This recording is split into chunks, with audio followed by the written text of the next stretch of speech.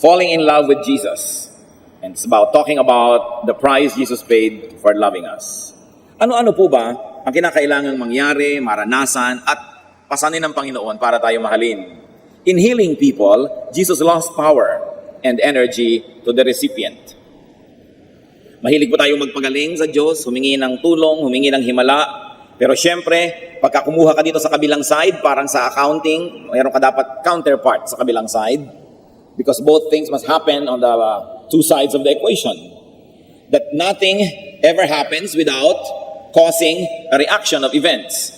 And when Jesus gives power and energy and ministration, He actually pays. Sa Mark 5:24-30, makikita po natin dito ang isang himala na mayroong isang babaeng gumaling. Nakakagulo ang mga tao, maraming nakapaligid sa Panginoon at may nagyayaya pa sa kanyang bahay para sa kanyang anak na may sakit. So Jesus went with him. A large crowd followed and pressed around him. And a woman was there who had been subject to bleeding for 12 years. She had suffered a great deal under the care of many doctors and had spent all she had. Yet instead of getting better, she grew worse.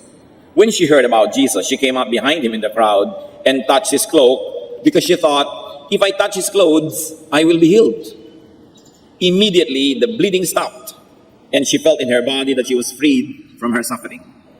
At once, Jesus realized that power had gone out from him. He turned around in the crowd and asked, "Who touched my clothes?" So meron po isang babaeng 12 taon nang dinudugo, hindi mapagaling ng sino mamang gagamot, naubos na ang pera, kapupunta rito at kapupunta sa ganung doktor. At sabi niya, mahipo ko lang ang laylayan ng kanyang damit, gagaling ako. Meron siyang ganung mananalig. At sa dinami-rami ng di magkamayaw na tao sa paligid ng Panginoon, obviously touching him, napapadikit sa kanya at nagsisiksikan, ang babaeng ito'y humipo sa kanyang damit at agad-agad dahil sa kanyang pananalig, naramdaman niyang siya'y gumaling. Kung meron po kayong napakasakit na karamdaman o napakahirap na kalagayan, kayo ang unang-unang makakaalam kung ito ay nawala. Parang meron kayong tinik na biglang nabunot, meron kang pasan na biglang nawala, alam mo agad, sabi niya, gumaling ako, I know it. At ang Panginoon, may naramdaman din. Naramdaman niya ang kapangyarihan na lumabas mula sa kanya. At sabi niya, sino ang humipo ng damit ko? Sabi ng mga walang kamalay-malay, mga clueless na mga disciples, ang dami-dami pong tao na nakakagulo dito, tinatanong nyo kung sino humipo sa inyo. Because obviously, there were so many people who were able to touch him. But this one particular touch had the touch of faith. Kaya siya lang ang gumaling sa dinami ng nakahipo sa Panginoon, siya lang may pananalig. Kaya sino man ang umaattend ng church, maraming nakikinig pero napagpapala ba? Gumagaling ba? Yung may pananalig lamang, hindi lang lahat ng nakakahipo ang gagaling. Pero ang mahalagang tingnan dito, that Jesus lost energy to the recipient. At naramdaman niya yon. Hindi basta libre-libre lang ipinapamigay niya na baliwala, iniinda at nararamdaman ng Panginoon. Kung minsan naman kasi iba, medyo may trabaho ka lang, may konti kang pera, bigyan mo naman kami, hindi mo naman iniinda, ang dami mo naman pera. Paano ko pwede magbigay kahit kanino na hindi mo iniinda?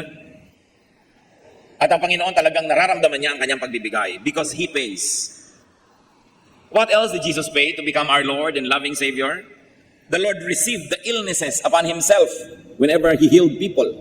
In healing people, He received the illnesses.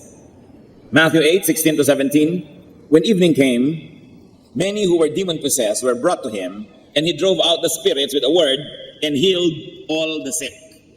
This was to fulfill what was spoken through the prophet Isaiah. He took up our infirmities and carried our diseases. Nakikita niyo po, yung mga nurses, doctors, technicians na nagsisilbi sa mga pasyenteng may sakit, lalo yung nakakahawa, bihis na bihis, ayos na ayos, linis na linis, dahil baka makuha nila yung sakit. Pero kung yan po ay tinatanggal sa atin, lumilipat. Inoperahan ka, tinanggal yung maruming bahagi ng iyong katawan, napalipat yun doon sa kung saang lugar, kaya iniingatan nila kung saan pumupunta yung mga biological wastes ng ospital, dahil may paglilipatan yon, kaya kailangang ingatan. Yung basura natin, inalis natin sa ating bahay na wala yung baho, pero lumipat sa iba. Kaya yung mga sakit natin na pinapatanggal natin sa Panginoon, sa niya dinadala. Tinatanggap niya sa kanyang sarili. Yun pong He took up our infirmities. It's from the Greek lamang, which means to accept, to have, to obtain, to receive, to take. In other words, when you say, the Lord healed me, it means the Lord accepted, obtained, received, and took my disease. Gumagaling ka dahil merong kumukuha ng iyong sakit.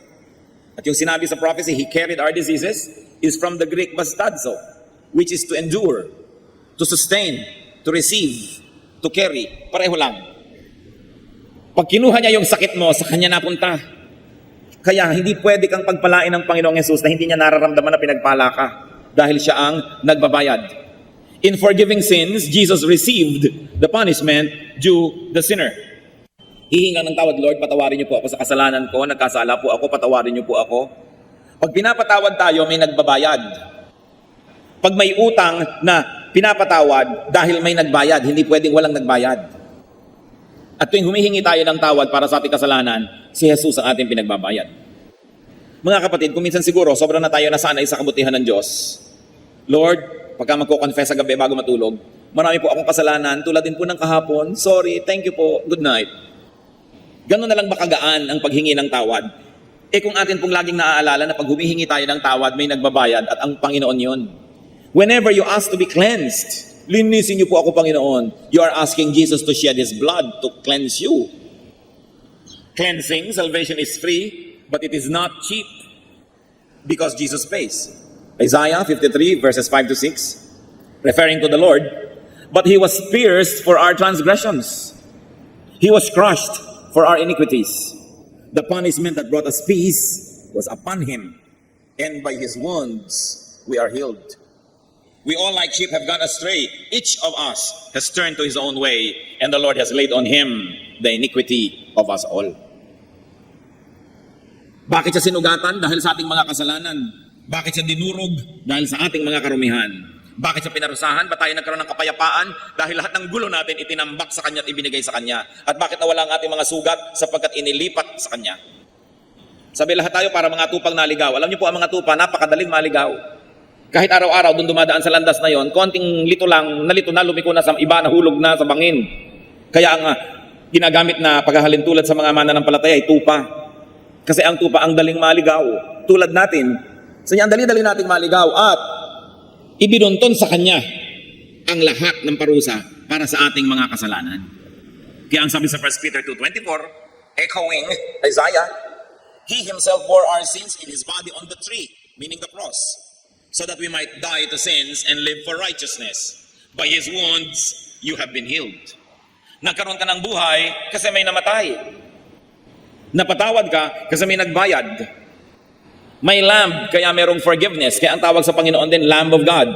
Alam niyo po, sa old tradition of Israel, sa kanilang mga tradisyon ng pag-aalay ng mga hayop, hahawak sila sa ulo ng hayop at sa isang seremonya ay waring inililipat doon sa hayop ang kanilang mga kasalanan. At pagkatapos ang hayop na ito ay papatayin, ititigis ang kanyang dugo at ibubuhos doon sa altar.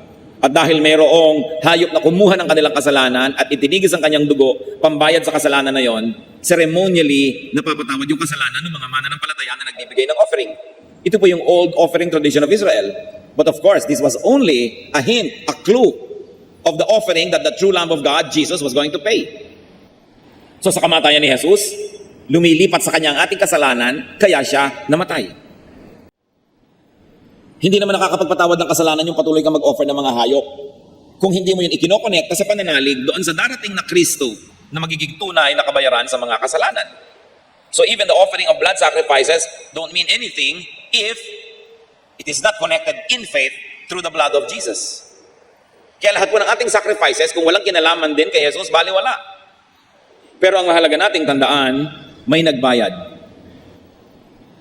May Barabas kasi may Jesus.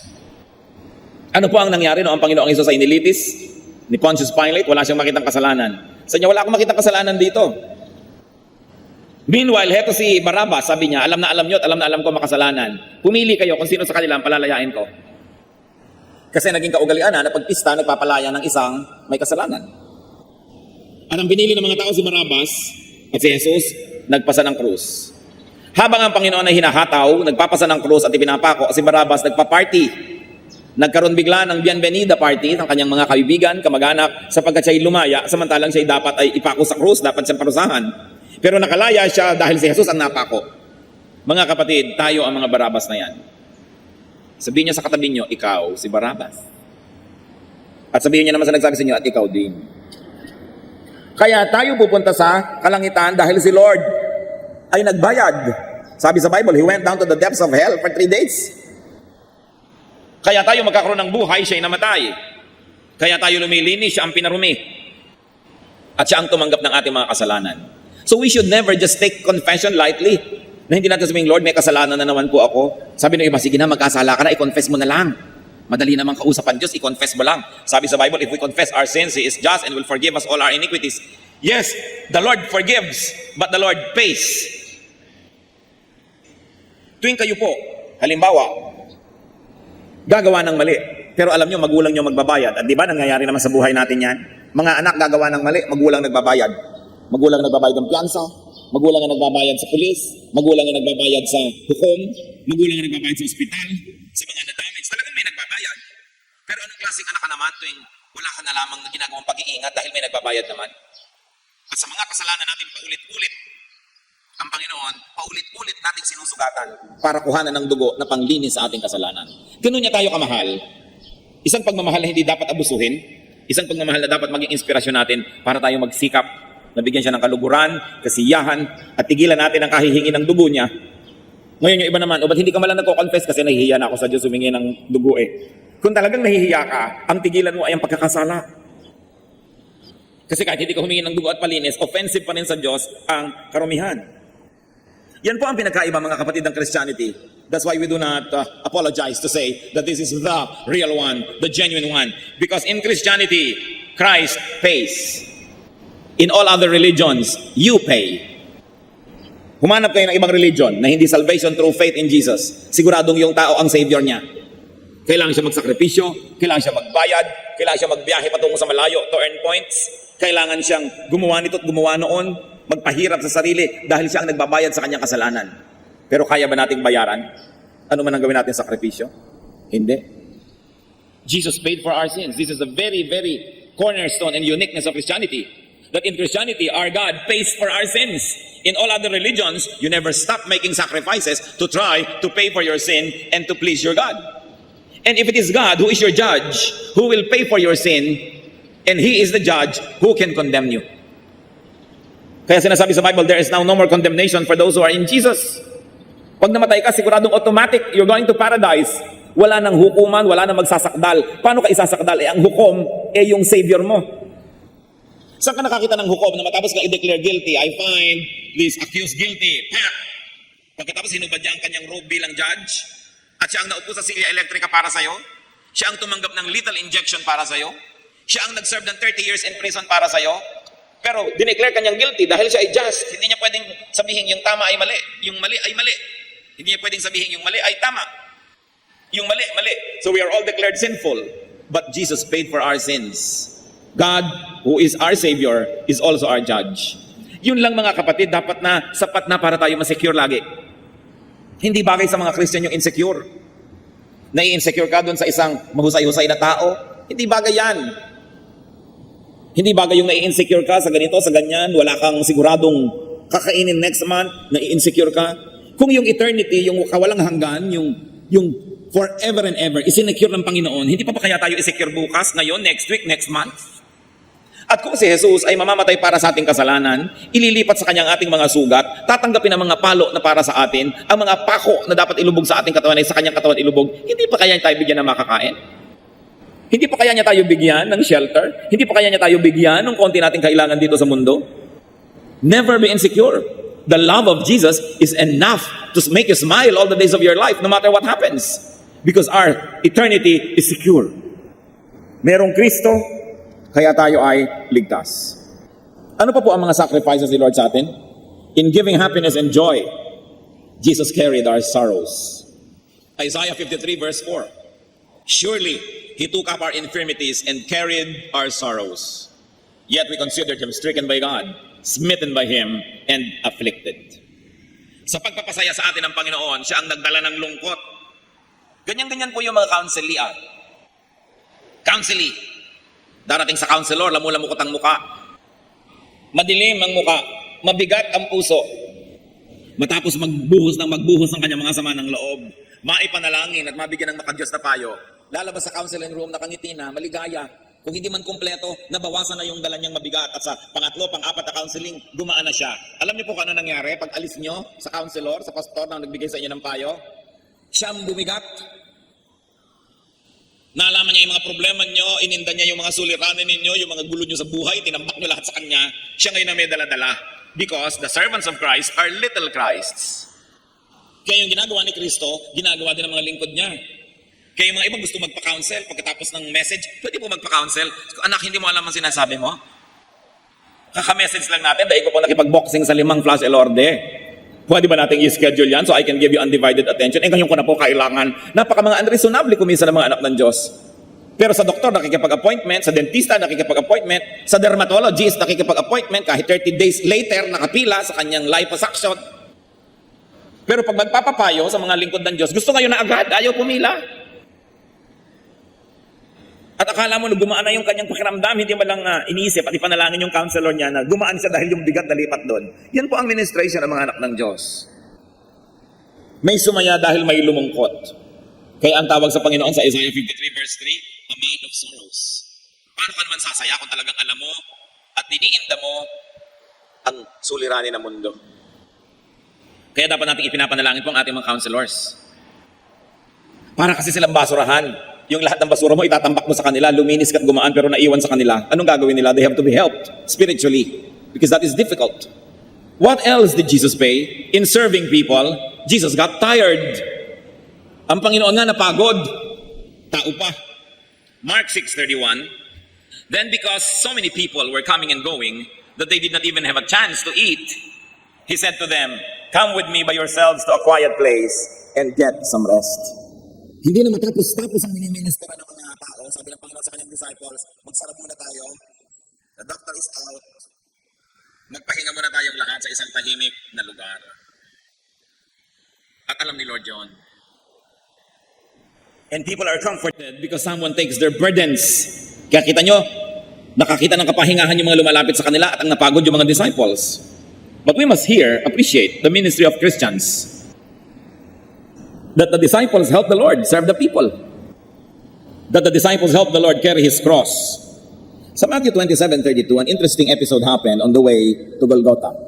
No, ang Panginoon po ay nagpapasa ng krus, merong biglang nakatulong sa kanya ng pagpapasan. As they were going out, they met a man from Cyrene named Simon, and they forced him to carry the cross. Wala naman tao magbo-volunteer na buhatin yung cross ni Kristo eh. Wala naman taong talagang willing na tulungan si Kristo magbuhat. Kaya this man was forced. We should know that many servants, many helpers, and disciples of Christ were actually forced to help the Lord. Bihirang-bihira, and I'll be suspicious of people who really would like to become pastors. Yung talagang gustong-gusto maging pastor na gustong-gusto. Bakit? Siguro ang nakikita lang niya, yung lagi kang nakakaupo sa presidential table, lagi ka kumisang nararagiluhan ng pinya, naialala ka ng mga tao, iniimbita ka sa kanila mga debuts, sa birthdays. So gusto mo ngayon maging pastor kasi walang taong matino na iibigin niyang gusto niya magpasa ng krus. Kaya yung nagpapasa ng krus, yan ay mga pinilit pa ng Diyos.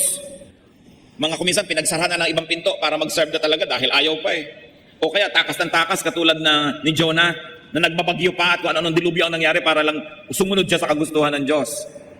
Pero ang maganda nito, sa napilitan kayo't hindi, kung tayo ay kapwa lingkod ni Jesus, tayo tumutulong na gawin ang kanyang gawain, ito'y malaking bagay. Kahit si Jesus na nga siya, kinailangan pa na magkaroon ng isang taong katulong sa kanyang gawain. Hindi dahil kailangan niya ang tao, because God wants to dignify us and He likes us to become His workmates, His partners, His supporters. Kaya tayo kahit nag-aagam-agam, may konting duda, and your love for yourself, for your comfort, for your freedom, discourages you from helping Christ carry His cross, follow the voice of God and help the Lord carry His cross. Kaya ang kasabi-sabi niya, carry your cross and follow me. Gusto mo palang sumunod kay Kristo? Hindi ba nakakahiya na si Kristong Diyos ay may pasang krus tapos sumusunod ka, wala kang dala? Kaya ang susunod kay Kristo, papasan din ang kanyang munting krus. Salamat na lang, hindi sa kanya ipinapapasan yung krus, yung cross of salvation. Kundi yung cross na lang niya na, halimbawa, mahihain siya, dapat niya talunin. Halimbawa, tamad siya, dapat niya sipagan. Halimbawa, proud siya, dapat siya maging humble. Yun ang mga cross na dinadala natin. Na marami na siyang trabaho sa buhay, mapapagod pa siya. Still a cross that we have to carry. But it is a ministry. In identifying with people, Jesus lost His favored status. He lost His fellowship with the Father. Naranasan nyo na ba na kayo nasa isang marangal na kalagayan, pagkatapos may mga tao nasa isang abang kalagayan, pero in identifying with them, bumaba tuloy yung ranking nyo? Ganyan ang ginawa ni Jesus. Kuminsan ikaw ay napaka-respectable person, very accomplished. Pagkatapos ang mga kapatid mo, ang mga pinsan mo, ang lahat ng kamag-anak mo, basagulero, mga hampas lupa. Pero in identifying with them, nababawasan ang iyong ningning, but you identify with them nevertheless kasi kamag-anak mo. Isa kang kagalang-galang na teacher na babae, ginagalang ng lahat, tapos yung asawa mo, pasuray-suray at laseng. Dahil sa iyong association, nadadala ka niya pababa. Ano kaya ang pagbaba na dinadala natin sa Panginoon? Na siya'y nasa langit, literally, ibinaba sa lupa. Napakataas ang kalagayan, siya'y naging hamak, siya'y naging kawawa, inapi-api, sinaktan. Binoy mo anak ng Diyos, sasampalin ng tao lamang. Papahirapan, sasaksakin, hahampasin. At hindi lang yon, naputol pa ang kanyang favored fellowship with the Father. Matthew 27:46. About the 9th hour, Jesus cried out in a loud voice, Eloi, Eloi, lama sabachthani, which means, my God, why have you forsaken me? Isang napakalaking tanong sa marami, bakit sinasabi ni Jesus yun nang mamamatay na siya? Because when Jesus was about to die, all your sins, my sins, the sins of all people of the world, then, now, and in the future, were placed upon Him. Ang lahat ng ating kasalanan, itinambak kay Jesus. Pati yung gagawin pa lang natin, itinambak na para pag nangyarit ginawa natin at inihingi natin ng tawad, nabayaran na rin sa krus. Kaya naputol ang relasyon ng Ama sa Anak because how can God who is holy, how can the Father who is perfectly holy have fellowship with the Son who has now become the sin and who has now become the personification of sin? Nailipit sa kanya lahat. Kumisan, may anak ka, hindi mo gusto yung mapapangasawa dahil nakipag-isa doon, itatakwil mo. Hindi mo na ako ama mula ngayon. Paano pa yung Diyos Ama sa langit? Ano magiging relasyon niya sa Diyos Anak na naging sobrang makasalanan, pati yun naputol? Ibinaba natin ang kalagayan ng Panginoon at ginawa niya yon para tayo itaas. Huwag magtaka mga kapatid, if in our association with Jesus, sa tingin ng iba bumababa tayo. Sobrang pagbaba ang ginawa ng Panginoon para maki-associate sa atin. Huwag tayong manghinayang kung sa tingin lang ng ibang tao dyan, bumababa tayo dahil kayo nagbabasa ngayon ng Bible, dahil ikaw ngayon ay naging born again Christian, dahil ikaw ngayon ay naghahanap ng katotohanan. Sabi nila, ano nangyari sa'yo? Bakit iniwan mo ang ating dating relihiyon? Naligaw ka na ng landas, nababaliw ka na, nagbabible ka na. Kuminsan, itinatatuhan natin ang ating pagiging anak ng Diyos para huwag bumaba ang pagtingin ng iba sa atin. Pero ang pagbaba ng Panginoon, hindi sa pagtingin ng makasalanang tao, kundi sa pagtingin ng Diyos Ama, ginawa niya para sa atin. So you be identified with Jesus. If He was willing to be identified with you, all the more that we should be willing to be identified with Him.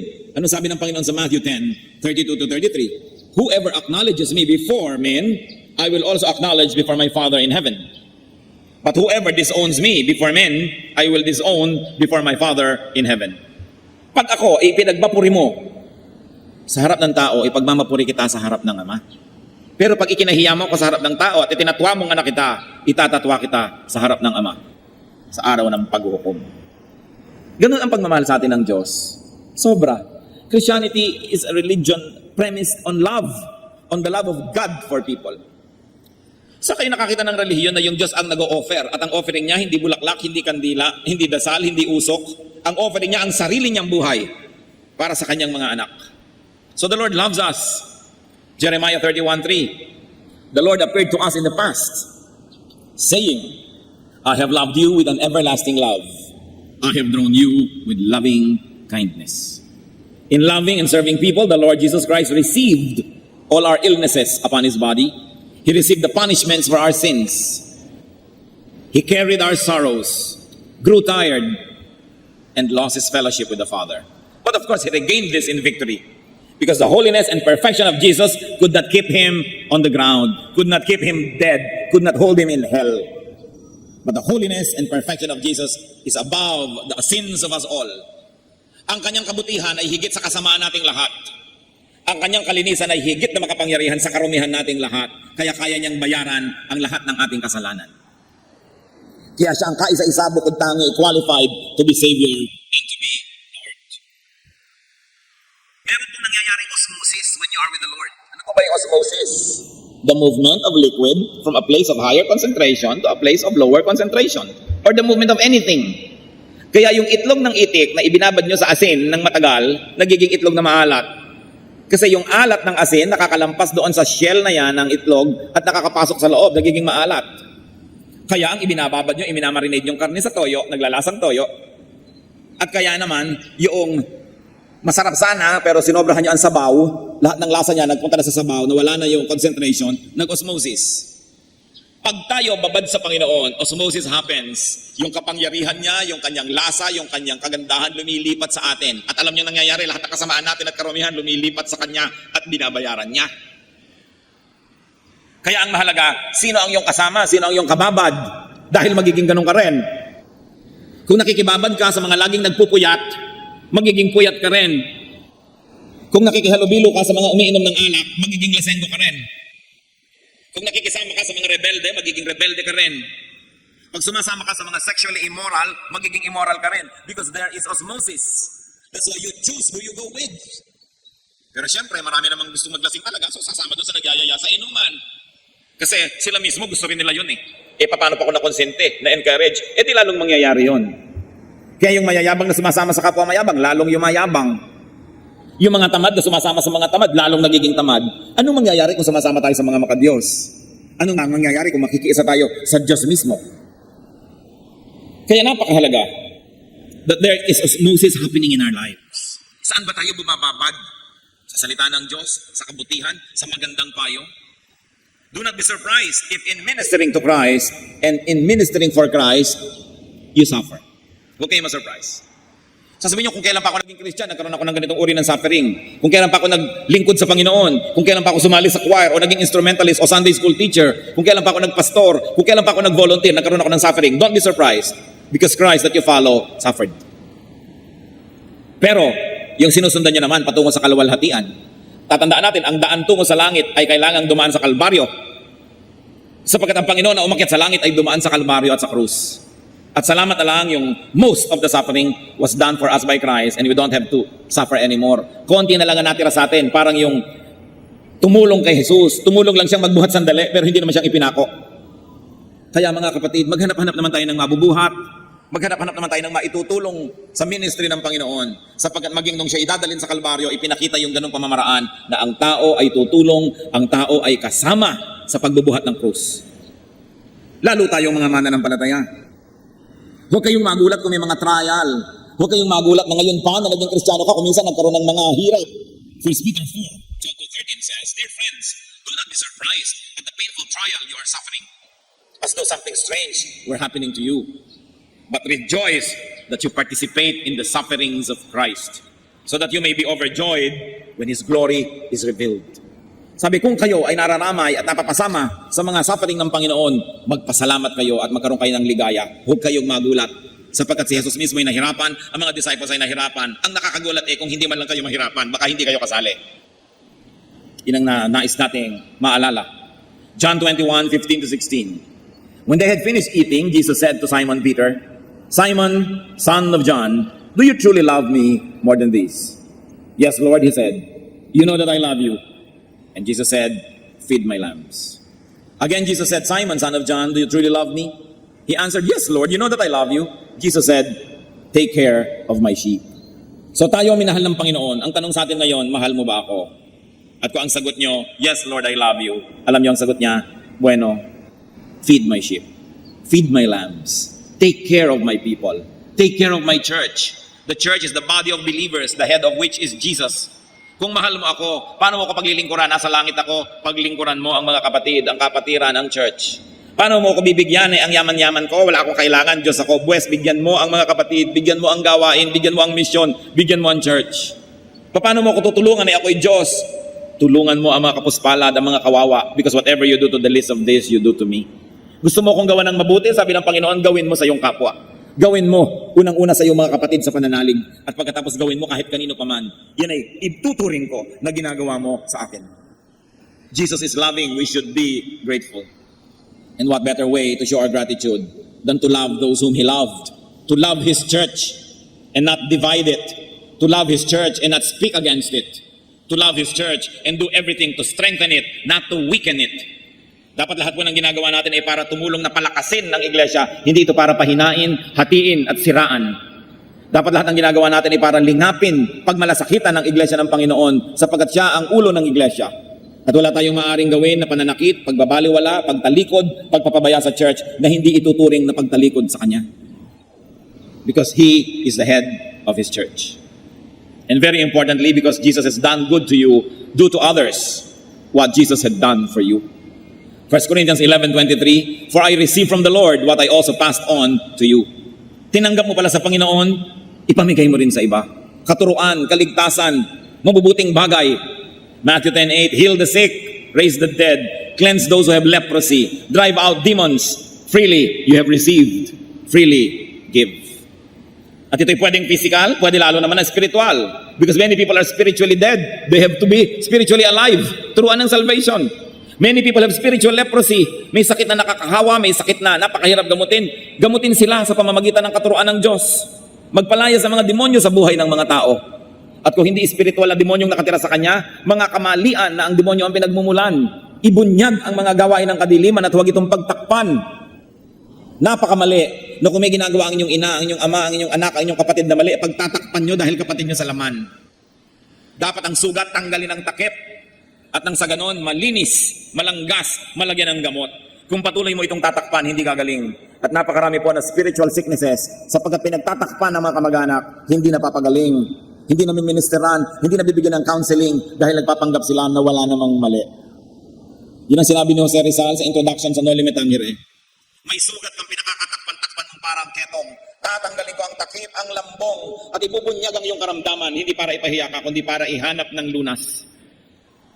Pero kung lagi na lang tayong on denial, we're hiding our own weaknesses and our sins from ourselves. And we do that in dealing with our relatives and family na pinagtatakpan natin, kinukonsinte. Hindi nagagaling, lalala ng lalala. Ang sugat kailangang buksan, mahapdiman. So Christian ministers, Christian servants, learn from the Lord. And accept that you will also lose energy. Receive illnesses from others. That you can get sacrificed and you bear sorrow. But sabi the Lord, carry your cross and follow me. Christians, this is the difficulty of being servants of the Most High God. Kaya yung mga nasa paligid natin na nagsaserve, i-encourage natin, huwag i-discourage. Ipanalangin natin sila, huwag pagchismisan at pag-usapan. Kung may mga kakulangan natin, mga leader, suportahan natin sa panalangin, suportahan natin sa lahat ng bagay, at nang sa ganun lalo silang lumakas, sapagkat sa pagsunod nila sa yapak ni Kristo, sa paglilingkod nila tulad ng iniutos ni Kristo, sila man nagkakaroon ng mga pagdurusa na hinarap ni Kristo. So we should be very supportive. Pray for them, support them. Hindi pagka lumalaki ang gawain, magkakaroon ng mga intriga, maghihiwa-hiwalay. Hindi tulungan. Habang lumalaki, syempre, dumadami ang demands. Dumadami ang kailangang manggagawa. Dumadami ang kailangang mga gamit. So kailangan lalong dumadami ang support, hindi kumukonti. Bakit nga po bang isang phenomenon na nakakalungkot dito sa ating bayan at sa iba man, pag lumalaki yung church, nagkakaroon ng mga division. Paano? Hindi na siyempre mababantayan lagi ng top leader ng every little corner. Ngayon may mga ambisyosong nasa mga little corner, magkuku, tatayo ng manghimagsikan. Meron naman siyempre maniniwala sa kanila dahil yun ang kasama nila araw-araw. Hindi naman nakakasama yung top leader dahil imposible ka nang sumama sa lahat. Pagkatapos, gagawa ng mga aliwaswas, bulong-bulungan, aalis ako dito, sumama ka sa akin, magre-recruit ng mga tao. Kaya ang mga churches sa Pilipinas, pag lumalaki, marami nagkaka-divide-divide. Sa halip kasing tulungan ng mga lieutenants at mga generals, yung kanilang commander-in-chief, nagkuku. At yung ipinagkatiwala sa kanilang posisyon na makasama ng mga tao, ginagamit nila para pasikatin ang sarili nila, mamahal sila ng mga tao para sumama sa kanilang mga kabuktutan. That's why it is important to respect the chain of command, those who are in authority. Pag meron pong nakakataas sa inyo, na hindi na siya susunod sa mas nakakataas sa kanya, hindi na siya dapat sundin. Kasi ang tawag doon, coup. And sabi ni Lord, respect those who are in authority. So we should never support such kind of efforts. Lalo sa church. Kasi kung minsan sa mga gobyerno, hindi mo na alam kung godly yung leadership. Alam nga namang si Hitler yung leader, sasabihin mo pa, respect those who are in authority. Pag hindi na makadiyos, huwag mong sundin. Dahil pag si Satanas ang sinusunod, hindi na dapat yung sundin. So it is important for us to realize the sacrifices also of those who obey the Lord. Ang ating mga choir leader, ang ating mga Sunday school teacher, sa kanilang nananahimik na buhay, pumayag sila magpasandi ng krus na yon, huwag nating dagdagan. Huwag na tayo yung maging pasanin. Maging supportive tayo. It is important to pray for those who follow Jesus. You know, pati ang mga babae po, very supportive sa Panginoon. Nung siya naglalakbay sa Galilee, sabi sa Mark 15:41, in Galilee, these women had followed him, meaning the Lord, and cared for his needs. So si Lord, kahit yung nandito sa lupa, nakakapaghimalaan, pero tinatanggap niya yung tulong ng mga naniniwala. Kaya dapat din tayong tumanggap ng tulong at dapat tayong magbigay ng tulong. But remember, if you're going to a counselor, pray for him or her. And after you have been counseled, continue to pray for the counselor. Kasi inilipat mo sa kanya yung bigat. Huwag naman tayong para maging bata at isip bata. Na kung may problema ka, sarili mo na lang ang iniisip mo, hindi mo na iniisip yung counselor. No, baka nga may problema rin yun sa oras na ito. Dahil tao rin yung katulad mo. Na marunong din tayong magpasintabi, magpa-schedule, magkaroon ng kagandahang asal. Hindi ko may need tayo para tayong isang batang nag-iiyak at nagugugulong sa lupa na ang gusto mo unahin ka ng lahat na pansinin. Kailangan, suportahan din natin yung mga sumusuporta sa atin. Because when we weaken them, we also weaken ourselves. When you are not supportive of your church will be weak, your church cannot serve you. So in the end, you lose. Pero ano po ang sentro ng ating pinag-uusapan ngayon? Jesus paid a very dear price to love us. We should be willing to pay the price to love Him in return. Aming Diyos, kami po ay naghahanap pa ng mga personal na application sa aming napag-aralan. Ituro niyo po sa amin kung ano ang mga dapat namin gawin dahil mahal niyo kami. Maging mapagmahal din kami sa aming kapwa. Maging matulungin. Turuan niyo kami, Panginoon, na igalang, mahalin at suportahan ang mga nangunguna sa amin. Nakapwa-tao lang naman namin sila at hindi sila katulad mo na Diyos. Kaya turuan mo kami, Panginoon, na sila ay lalo pang suportahan, to empower them, to pray for them, so that they may be able to do the duties that you have given them, not only with strength and power, but also with joy. At kami naman, Panginoon, ituro mo to carry our little crosses. Maiksi lang naman, Panginoon, ang paglalakbay patungo sa Golgotha, at lalong maiksi naman yung panahon na iginugol nyo, O Lord Jesus Christ, sa krus. Alam namin, Panginoon, ang naghihintay sa amin is a glorious eternity. Teach us to go through the momentary troubles and difficulties and not dishonor your name in the process. Teach us, O God.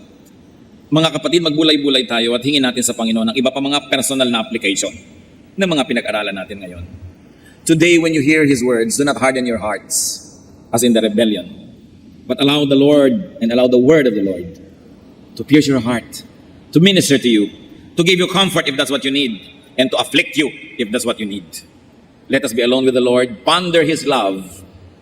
Huwag nating magaanin ang kasalanan kung nakahihingi tayo ng tawad, sapagkat tuwing hihingi tayo ng tawad, si Jesus ay pinagbabayad natin. Kung meron dito ang kasalanan paulit-ulit, pabalik-balik, hindi na iniinda, hindi na tayo nandidiri sa kasalanan, hindi na tayo nasasaktan, humingi tayo ng isang bagong puso sa Panginoon. Na mandiri tayo sa kasalanan, iwasan natin ito at huwag tayong masanay sapagkat tuwing hinihingi natin ng tawad, sinasaktan natin si Jesus. Be alone with Jesus. He loves us.